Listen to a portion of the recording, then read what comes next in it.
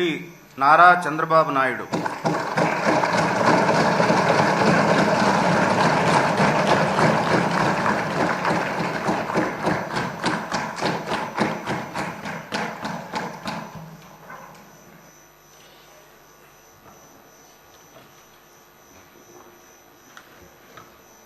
నారా చంద్రబాబు నాయుడు అనే నేను శాసనసభ సభ్యునిగా ఎన్నిక అయినందున శాసనం ద్వారా నిర్మితమైన భారత రాజ్యాంగం పట్ల నిజమైన విశ్వాసం, విధేయత చూపుతానని, భారతదేశ సార్వభౌమాధికారాన్ని, సమగ్రతను కాపాడుతానని, నేను స్వీకరించబోయే కర్తవ్యాన్ని శ్రద్ధాశక్తులతో నిర్వహిస్తానని దైవ సాక్షిగా ప్రమాణం చేస్తున్నాను.